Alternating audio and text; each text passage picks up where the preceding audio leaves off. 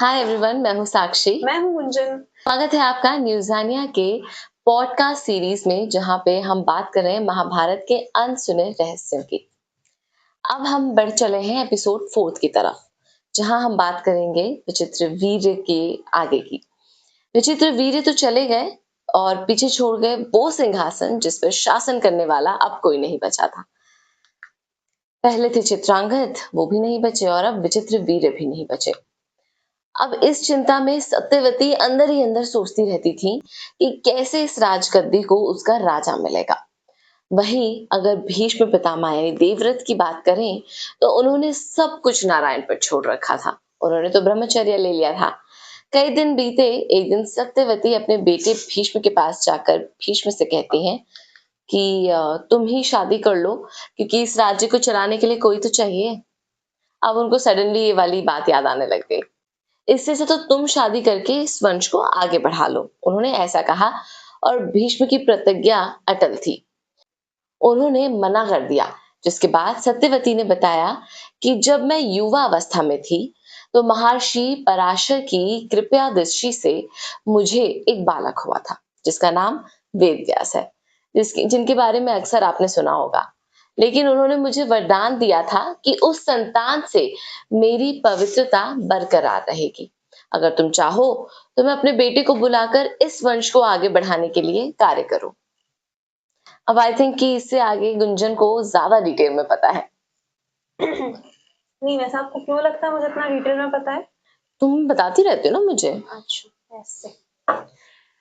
तो तो साक्षी, हम लोग ना ये नहीं कहेंगे कि आज्ञा ली, हम लोग कह सकते हैं कि ये जो सत्यवती थी ना, भीष्म से बोला होगा या डिस्कस किया होगा कि देखो ऐसा ऐसा है, कोई तो चाहिए भैया राजवंश को आगे बढ़ाने वाला, कैसे काम चलेगा। तो भीष्म ने भी बोला चलो ठीक है, कोई नहीं, आप बुला लो। अब माता की बात मानना तो देखो उनका फर्ज है, वो क्यों ही मना करेंगे। जैसे मैंने आपको बताया था, जो भी बोले पत्थर की लकीर। ठीक है, चिट्ठी विट्ठी भेजी गई वेदव्यास के पास कि आप आओ। वेदव्यास आए, सत्यवती ने अपनी सारी व्यथा सुनाई, सामने रख दी कि देखो भैया ऐसा ऐसा है, 2 लड़के थे, नहीं रहे, अब तुम देख लो। व्यास ने सीधा सीधा बोल दिया, कोई घुमा फिरा के बात नहीं, ठीक है, सीधा स्ट्रेट फॉरवर्ड। अगर तुम्हारी बहुएं मुझे देखकर ना डरे, तुम उनको कह दो कि मेरे सामने निर्वस्त्र होकर वे मेरी आंखों के सामने से निकल जाएं, वे मेरी दृष्टि से ही गर्भवती हो जाएंगी। इतनी पार होती थी पहले लोगों में। हाँ, नहीं, पावर तो ठीक है, पावर तो होती थी, लेकिन आपने ये सोचा कि उन्होंने ऐसा क्यों कहा था कि वो डर जाएंगी देख के? समझ रहे हैं? मतलब वेदव्यास खुद कह रहे हैं कि तुम्हारी बहू में इतनी क्षमता है कि मुझे देख के डरे ना, तो तुम मुझे मेरे सामने निर्वस्त्र भेज दो। तो मतलब किस हिसाब से वो बूढ़े रहे होंगे, है ना, तभी। तो उन्होंने बोल दिया कि अपनी बहुओं से कह दो निर्वस्त्र आ जाएं, मेरी दृष्टि से वो गर्भवती हो जाएंगी। सत्यवती ने अपनी बहुओं को समझाया, बहुएं मानी नहीं, और ऑब्वियस ही बात है यार, कोई कैसे मान लेगा। तुम किसी गैर इंसान के, और गैर इंसान वाली तो कोई बात ही नहीं है ना, ये कोई कॉन्सेप्ट होता है आप ऐसे बिना कपड़ों के किसी के सामने से निकल जाओ? नहीं।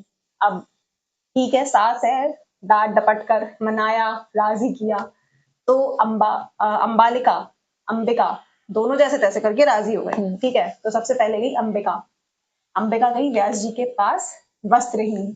मैं अभी भी ये सोच रही हूँ कैसे गई होंगी, अंदर की क्या फीलिंग रही होगी यार, मैं कैसे जा रही, कितना कुछ चल रहा होगा मन में। हाँ, कैसे भेज रही है मम्मी, कहाँ फंस गए आगे, इससे अच्छा तो अम्बा दीदी थी, चली गई, है ना। नहीं, बहुत सारी चीजें आती है ना मन में एज अ गर्ल और एज अ वुमेन। गर्ल चलो बात की बात है, एज अ वुमेन मतलब किसी अजनबी के सामने जाना बहुत बड़ी बात है।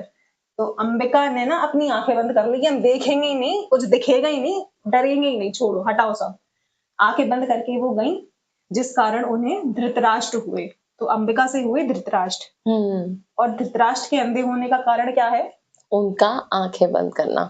हाँ, वेरी गुड। तो अंबिका आंखें खोल कर गई थी। सॉरी, यहाँ पे ना थोड़ी सी कंफ्यूजन है। ये जो अंबिका थी, अंबिका से हुए थे धृतराष्ट्र आंखें बंद करके, ठीक है। और जो अंबालिका थी वो आंखें खोल कर जरूर गई थी, लेकिन ना काफी डरी डरी थी, इसलिए उनसे हुए पांडु। कुछ पूछना है? हाँ, मतलब वो डरी-डरी थी और उनसे हुए पांडु। क्या इसलिए क्योंकि वो डरी-डरी थीं, तो वो थोड़ा सहमी हुई थीं और जब पांडु हुए थे तो वो भी थोड़ा बीमार थे, ऐसा कुछ? हाँ, बीमार थे और कहते हैं कि वो शायद कमज़ोर भी थे। ओह! हाँ, लेकिन उन्हें शिकार का बहुत शौक था, आगे बताऊँगी आपको। हाँ, बाद में ना ऐसा कहा जाता है कि बाद में ना एक दासी भी उनके पास से गुज़र गई, लेकिन वो डरी-वरी नहीं थी। तो जब वो एक दासी निकल गई तो वो एक जो दासी थी ना, वो निकल गई वेदव्यास के सामने से, तो उनसे हुए विदुर, जो आगे चलकर मतलब काफ़ी कह सकते हैं पढ़ाई-लिखाई में काफ़ी स्ट्रॉन्ग थे, मतलब राजनीति उनकी बढ़िया थी, ठीक हुँ, है? और काफ़ी समझदार भी थे। लेकिन एक होता है ना, दासी पुत्र को आप बत्ती तो सौंप नहीं दोगे। बट वहाँ पे ना सिचुएशन ऐसी थी, अगर कुछ मामला इधर-उधर होता तो शायद दासी पुत्र को भी मिल सकती थी गद्दी। और साक्षी पता है, ऐसा कहा भी जाता है कि विदुर को ऑफर भी हुई थी गद्दी, लेकिन विदुर ने मना कर दिया था ओह! कि चलो हम नहीं ले रहे क्योंकि हम हैं ही दासी पुत्र। अच्छा, अब ये सब तो हो गया और इसमें एक चीज़ मिस हो गई कि जब ये जो दासी थी उनके सामने से निकली, हुँ, तो वेद व्यास ने ना उन्हें आशीर्वाद दे दिया कि आज से तुम दास जीवन से मुक्त हो जाओगी। ओह! तो बाहर-बाहर खुशियाँ मन गई, पूरे राजमहल में भी मन गई, ठीक है बच्चा हो गया, काफ़ी है, देख लेंगे आगे का क्या है। अब ये हुआ, अब इनकी जो ज़िम्मेदारी थी ना साक्षी, अब ये ऑब्वियस सी बात है भीष्म पर ही जाएगी। तो भीष्म ने उनकी शिक्षा, दीक्षा, हुँ, पालन-पोषण कोई कमी नहीं छोड़ी। और स्टार्टिंग से आपने देखा होगा साक्षी, ये जो भीष्म पितामह थे ना, इन्होंने कभी भी ना तेरा-मेरा नहीं किया। हुँ, वही मतलब एकदम सदाचार वाली चीज़ें, ये भी मेरा, ये भी मेरा, ये भी मेरा। हाँ, इवन ये जो कौरव थे जितने भी 105, उनको भी एकदम मतलब अपने बेटे जैसा पाला उन्होंने। What a man! समझ रहे हैं आप? तो ये जो धृतराष्ट्र थे, ये जो पांडु थे, धृतराष्ट्र तो जो थे वो अंधे हो गए, जो पांडु थे, लेकिन वो धनुष जो युद्ध था, उसमें काफ़ी आगे बढ़ गए। ये जो विदुर थे, वो राजनीति में बढ़ गए। ओह! तीनों का अलग-अलग था। हुँ। इसके आगे आप बताइए? ओह! अब इसके आगे ना जब राजगद्दी सौंपने का क्षण आया, यानी वो मिनट आया जब राजगद्दी किसी एक को दी जानी थी, तो सामने आया कि पांडु को राजगद्दी सौंपी जाए। क्योंकि धृतराष्ट्र अंधे थे और हुँ, विदुर दासीपुत्र थे, जैसा गुंजन ने बताया, जिस वजह से उन्होंने खुद राज सिंहासन स्वीकार भी नहीं किया था जब उनको ऑफर किया गया। समय रहते ही भीष्म पितामह ने तीनों की शादी करवा दी। धृतराष्ट्र की शादी हुई गांधारी से, ओके। पांडु की शादी हुई माद्री और कृष्ण की बुआ कुंती से। 2 शादी की पांडु जी, ने, उन्होंने दो शादी लेकिन वो तो की। कमज़ोर थे। अब देखते हैं, आगे चलकर धृतराष्ट्र के 100 पुत्र हुए और पांडु को एक श्राप की वजह से कोई संतान नहीं हुई। अब आप में से बहुत सारे लोग हैं जो कहते होंगे कि नहीं नहीं पांडव थे तो, पर यहाँ भी एक कहानी है। दरअसल महाराज पांडु को शिकार का बड़ा शौक था। एक दिन जब वो जंगल गए ना, तब ऐसा कहा जाता है कि उनको लगा कि ना वन में हिरन को वो बेसिकली शिकार खेलने तो आप एनिमल्स के लिए जा रहे हो ना, एनिमल हंट करने जा रहे हो, तो वो हिरन को मारने के लिए गए। लेकिन उस समय हिरन और हिरनी एक दूसरे से संबंध बना रहे थे। तो तब राजा पांडु ने बाण से उन्हें मारा और वहां जाके देखा तो वो दरअसल किंदम ऋषि और उनकी पत्नी थी। ओके। अब आप एक क्षत्रिय कुल से हो और ब्राह्मण को आपने मारा है, तो एक तो आप पे वैसे ही पाप चढ़ गया। दूसरा किंदम ऋषि ने उनको श्राप दिया था कि वो कभी किसी स्त्री से संबंध नहीं बना सकते। अरे रे रे रे! जीवन अगर बर्बाद। अगर उन्होंने ऐसा किया तो उनकी मृत्यु हो जाएगी। ये तीर मारने की वज़ह जी से है। हाँ। अब इस कारण ना उनकी कोई भी संतान नहीं हो सकती थी और इसके बाद उन्होंने जब ऋषि को मारा था तो उनके ना मन में खुद ही अपने लिए गिल्ट फैक्टर आ गया था, जिसका वो पश्चाताप करना चाहते थे। अब वो अपनी दोनों पत्नियों को लेकर चले गए आश्रम और पश्चाताप करने के लिए वो वहां जंगल में आश्रम में रहने लगे और हस्तिनापुर की राजगद्दी सौंप दी उन्होंने धृतराष्ट्र को। पांडु और उनकी दोनों पत्नियां आश्रम में हवन पूजन पाठ वगैरह करते थे और एक सादा जीवन रह रहे थे। इस श्राप का कोई तोड़ नहीं मिला और कभी नहीं मिला उन्हें। लेकिन हाँ, इस वजह से कुंती को एक ऋषि दुर्वासा का वरदान याद आया जो उन्हें मिला था कभी, कि कुंती ने उसी वरदान का लाभ उठाकर धर्मराज का आवाहन किया और युधिष्ठिर को जन्म दिया। ठीक, कुंती ने वायु का आवाहन करके भीम को जन्म दिया और कुंती ने फिर इंद्र का आवाहन करके अर्जुन को जन्म दिया था। अब उन्होंने 3 बच्चों को जन्म दिया था और इसके बाद उन्होंने यही मंत्र माद्री को बता दिया था, जो उनकी कह सकते हो सौतन थी या जो उनकी बहन जैसी ही थी उनके लिए। तो उन्होंने इसके बाद माद्री ने नकुल और सहदेव को जन्म दिया था। वहीं धृतराष्ट्र और गांधारी को 100 पुत्र और एक पुत्री हुई थी। अच्छा, ये चीज मुझे नहीं पता था कि एक पुत्री भी थी। हाँ, ये बहुत सारे लोगों को नहीं पता, उनको लगता है कि सिर्फ 100 पुत्र थे। नहीं, उन 100 भाइयों की एक बहन भी थी। वाह। अब गुंजन आप बताइए आगे। चलिए ठीक है। देखिए, महाभारत की कहानी के अकॉर्डिंग आश्रम में कई दिनों तक पांडु और माद्री एक दूसरे के करीब रहे। वहां पे तीनों के अलावा कोई था तो था नहीं, और ऐसा कहा जाता है कि जो पांडु थे माद्री के ज्यादा करीब थे। ठीक है, तो सामने रहे, बीवी है, देखो खुद की है, पर्सनल है, तो लगा कि अरे चलो वो श्राप व्राप भूल गए थे। मुझे ना हंसी आ रही है कोई गलत मत समझिएगा। तो बात इतनी थी कि देखो बीवी है, हम पास बैठेंगे, मैं कैसे डिफाइन करूं। कुल मिला के उन्हें वो जो श्राप है, पांडु को जो श्राप मिला था किन्नम ऋषि से, राइट साक्षी? हाँ, किन्नम तो ऋषि वो जो से। किन्नम ऋषि से उन्हें श्राप मिला था वो उन्हें याद नहीं रहा। तो बस माद्री के संग में जब वो संबंध बनाने के लिए गए या संबंध बन गया, जो भी होगा पता नहीं, उनकी ऑन द स्पॉट डेथ हो गई। ठीक है, अब इस गिल्ड में माद्री ने भी शायद जान दे दी थी, ऐसा कहा जाता है कि माद्री भी चली गई थी। अब ये जो भाई साहब चले गए, मैडम भी चली गई, पीछे छोड़ गए 2 लड़के नकुल और सहदेव।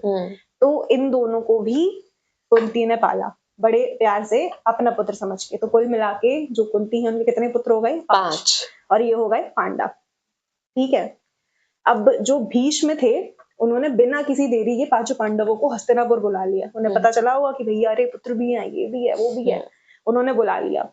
पांडवों के साथ साथ कौरवों की भी पढ़ाई लिखाई स्टार्ट हो गई थी, बड़े हुए धीरे धीरे। और आपको बता दें कि जब ये लोग कौन पांडु की जब मृत्यु हुई थी तब पांडव ना कम से कम 5 वर्ष के हो ही गए थे शायद। हाँ, 5-6 साल के हो गए थे। इसमें से ना एक चीज और मैं आपको बता दूं कि ये जो व्यास जी थे, जैसे हाँ आपको भी पता है, हमें भी पता है, गांधारी के 100 पुत्र थे। ठीक है, जो 100 पुत्र थे, अगर बायोलॉजिकल देखें तो एक प्रेग्नेंट लेडी 9 महीने तक प्रेग्नेंट होती है, राइट। बट यहाँ पे सीन अलग था। वो 9 महीने की बजाय 2 साल तक गर्भवती रही।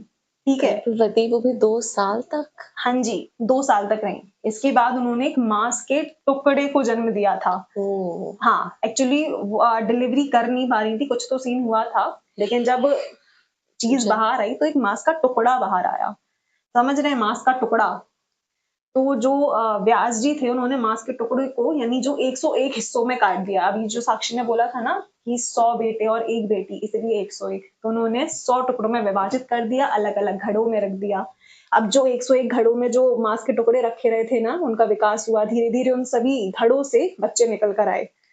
अब इसमें ना कोई ये मत कहिएगा कि अरे ऐसे कैसे निकल कर आ गए, वो तब की बात अलग थी, तो कोई ना ऐसे ऑब्जेक्शन मत करिएगा प्लीज। तो जो 100 पुत्र हुए वो कहलाए कौरव। हाँ जी, और जो 101 घड़ों में से 100 कौरव हो गए। जो एक बहन थी उसका नाम था दुशाला। वेरी गुड, समझ रही हैं? हाँ हाँ तो जो दुशाला थी 100 बहनों में से इकलौती बहन थी। आपको बता दे, ये जो दुशाला थी ना 100 भाइयों में ना इकलौती बहन थी। अगर उस टाइम रक्षाबंधन होता था क्या साक्षी? आई थिंक उसकी तो अच्छी खासी इनकम हो जाती होगी यार। पैसा है, सब पैसा करवा लो है हम कहाँ की बात कर रहे हैं, इनको इनकम की पड़ी है। आईटी वाले ना ऐसे ही है सबके सब। खैर, पौराणिक कथाकार यानी देवदत्त पटनायक की किताब है मिथिक, उसमें उन्होंने जिक्र किया है, उन्होंने बताया है कि गांधारी ने पहले 100 कछुओं को मार दिया था, जिसके बाद अगले जन्म में उनके 100 पुत्रों की मौत हो गई थी, जिसे एक श्राप के समान माना जाता है। समझी? ये एडिशनल डिटेल थी, उसके लिए थैंक यू बोलने की जरूरत नहीं है। Thank you Gunjan. तो 100 लड़के 1 लड़की, समझ रही हैं आप? बस अब यहाँ पे अब जैसे कि आपको भी पता है जो पांडव थे 5-5 वर्ष के हो गए थे। सौरभ कह रही मैं, जो कौरव थे उनकी भी एज ऐसी होगी। सब लोग भाई भाई तो थे ही, भाई बहन थे, एक बहन थी। तो इसके आगे साक्षी आप बताएंगी या अगले एपिसोड में? इसके आगे हम अगले एपिसोड में बताएंगे। चलिए ठीक। Stay tuned with us for more episodes and I hope कि आपको हमारी स्टोरीज में इंटरेस्ट आ रहा होगा। चलिए कमेंट करके बताइए अपने व्यूज। तब तक के लिए गुड बाय।